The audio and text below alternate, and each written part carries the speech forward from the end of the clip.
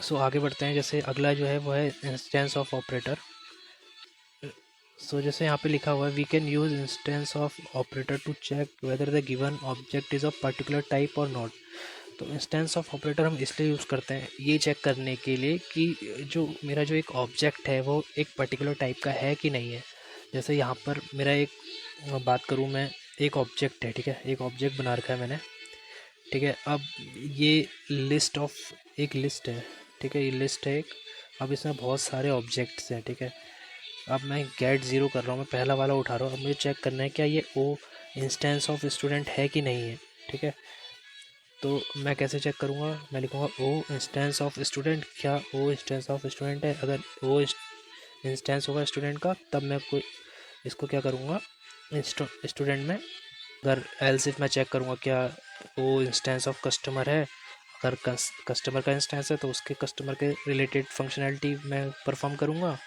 तो ये instance of operator हम कब यूज़ करते हैं, जब हमें पता नहीं हो, जैसे डायनामिक वैल्यू आ रही है, ठीक है, किसी एरे और लिस्ट में, और हमें पता नहीं कि कब कौन सा ऑब्जेक्ट आ रहा है। तो मैं यहाँ से इस इंस्टेंस ऑफ से चेक कर लूँगा कि कौन सा ऑब्जेक्ट आ रहा है, ठीक है। आगे बढ़ते हैं।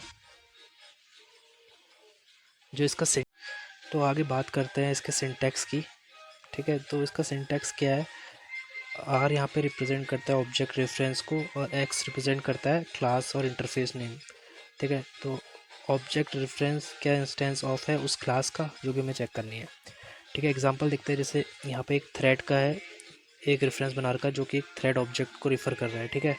अब मैं देखता हूँ क्या टी, ये जो टी है क्या ये इंस्टेंस है थ्रेड का, तो आंसर क्या होगा, ट्रू, ठीक है। अब मैं देखता हूँ क्या टी इंस्टेंस ऑफ ऑब्जेक्ट है, तो आंसर होगा ट्रू, क्योंकि object is the root class, ठीक है, इन जावा। पेरेंट क्लास है, सब सारी क्लासों की पेरेंट क्लास कौन सी है, ऑब्जेक्ट क्लास। अब आगे बात करते हैं। जैसे T is a instance of runnable, क्या थ्रेड इंस्टेंस है रनेबल का, तो ये भी क्या हो गया, ट्रू हो गया। आगे बढ़ते हैं, एग्जाम्पल टू देखते हैं। एग्जाम्पल टू में क्या है, जैसे to use instance of operator compulsory there should be some relation between argument type, whether child to parent, parent to child or same type, otherwise we will get compile time error saying incompatible type।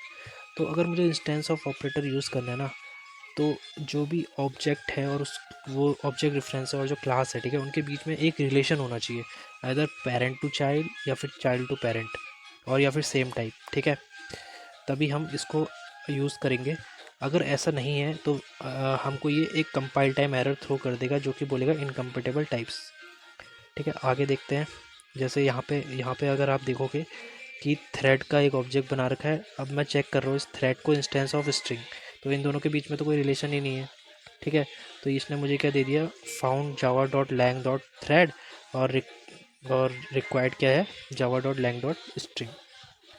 करते हैं note, एक note है यहाँ पे, for any class और interface null instance of X is always false, ठीक है। तो null instance of X is always false अगर मैं चेक करूँगा किसी भी क्लास के लिए, ठीक है, फॉर एनी क्लास और interface null is always false. जैसे मैं कोई भी क्लास ले लूँ और मैं चेक करूँ क्या null is instance of this class, तो हमेशा जो आंसर मिलेगा वो मुझे मिलेगा फॉल्स। जैसे यहाँ पे मैं चेक कर, जैसे इसकी मैं बात करूँ, यहाँ पे मैं चेक कर रहा हूँ, ठीक है, नल इंस्टेंस ऑफ थ्रेड, तो क्या मिला मुझे, फॉल्स। क्या नल इंस्टेंस ऑफ रनेबल, मिला मुझे फॉल्स, ठीक है।